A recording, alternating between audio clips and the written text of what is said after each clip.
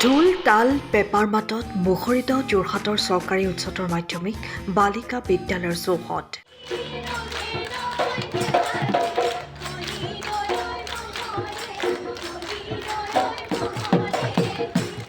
প্ৰত্যেক বছৰৰ দৰে এই বছৰো অসমীয়াৰ বাপুতি সাহোন ৰঙালী বিহু উদযাপন কৰিলে এদল ছাত্ৰীয়ে।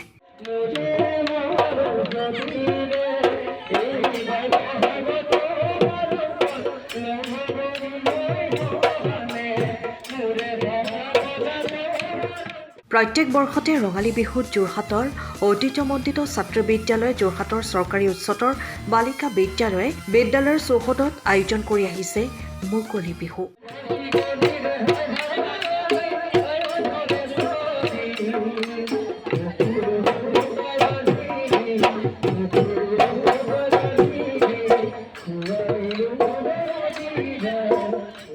আৰু সেই পৰম্পৰা ৰক্ষা কৰি আজি বিদ্যালয়খনৰ চৌহদত অনুষ্ঠিত কৰা হয় মুকলি বিহু।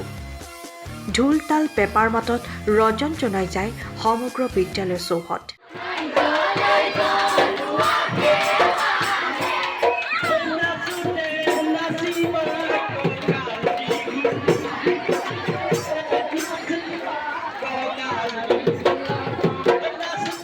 বিদ্যালয়ৰ প্ৰত্যেকগৰাকী ছাত্ৰীয়ে পৰম্পৰাগত সাজ পৰিধান কৰি অংশগ্ৰহণ কৰে মুকলি বিহুত।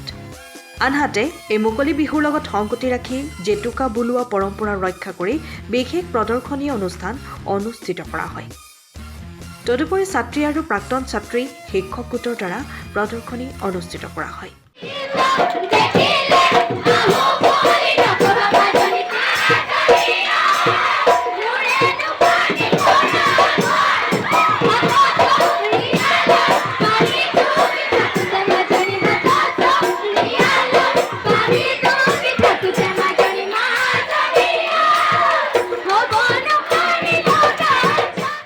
বিগত আন কেইবছৰ দৰে এইবছৰো আমি আমাৰ প্ৰাক্তন ছাত্ৰী সংস্থা নীৰ আৰু বন্ধু বিদ্যালয়ৰ সহযোগত বিহু অনুষ্ঠানটো উদযাপন কৰিছে।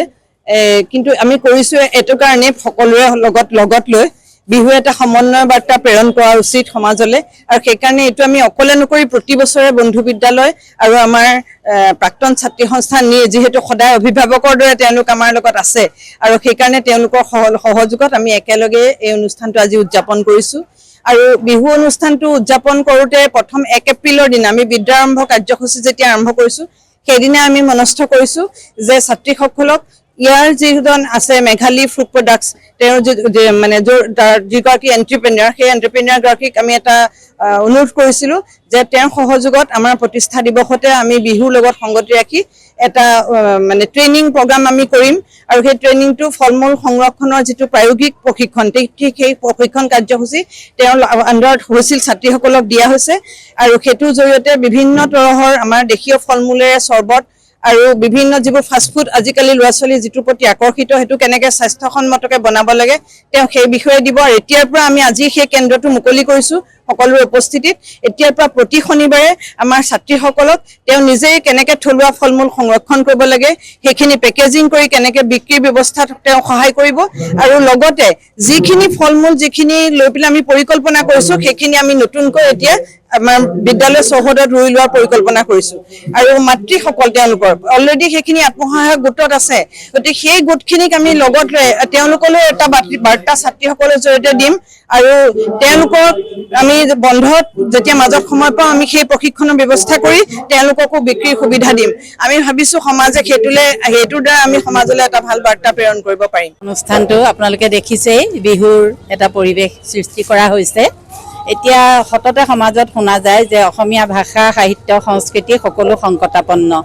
সেইকাৰণে আমি ভাবিছোঁ এখন জাতীয় মনোভাৱৰ বিদ্যালয় 100 বছৰ গৰকিবলৈ গৈ আছে।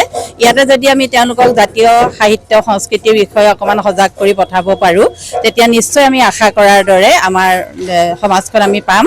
আৰু সেইকাৰণে আৰু কিছু উন্নতো কৰিব লাগিব, সংস্কৃতি যিহেতু পৰিৱৰ্তনশীল। সেইকাৰণে এতিয়া আমাৰ বিয়াৰ কাৰণে যি জেতুকা বোলোৱা মেহেন্দিৰ যিটো প্ৰগ্ৰেম থাকে, আমি জেতুকা বোলোৱা ছাত্ৰীসকলক শিকাবৰ কাৰণে ব্যৱস্থা কৰিছোঁ। তেওঁলোকে ইতিমধ্যে অৰ্ডাৰো পাইছে, আৰু এটা বিয়া নামৰ গ্ৰুপো খোলা হৈছে, সেইটোৱেও অৰ্ডাৰ পাইছে আৰু ভৱিষ্যতে পাব বুলি ভাবিছোঁ। গতিকে আমি সংস্কৃতি সংৰক্ষণ আৰু বৰ্ধন এই দুটা কাৰ্যসূচী হাতত লৈয়ে আজি বিহুৰ পৰিৱেশ এটা সৃষ্টি কৰিছোঁ। PMC যোৰহাট চৰকাৰী উচ্চতৰ মাধ্যমিক বহুমুখী বালিকা বিদ্যালয় আমি অন্য বিদ্যালয়ৰ কিছুমান অগতানুগতিক কাৰ্যক্ৰমণিক আমি হাতত লৈছোঁ, যিবিলাক অন্য বিদ্যালয়ত সৰ্বসাধাৰণতে দৃষ্টিগোচৰ নোহোৱা কাম কাজ আমি কৰি আছোঁ।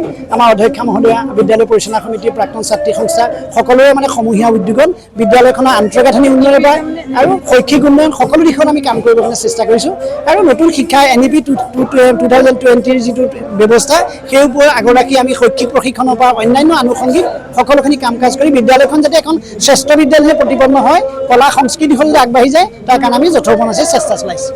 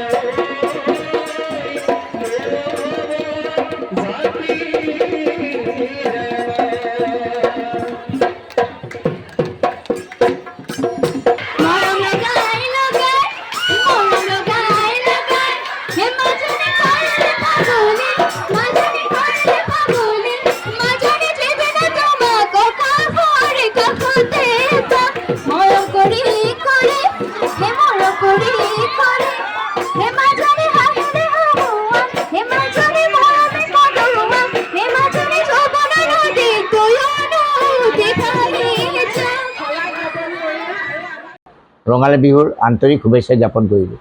সময়ৰ খবৰ সময়ত পাবলৈ ফ'ল' কৰক টাইম অফ আছাম।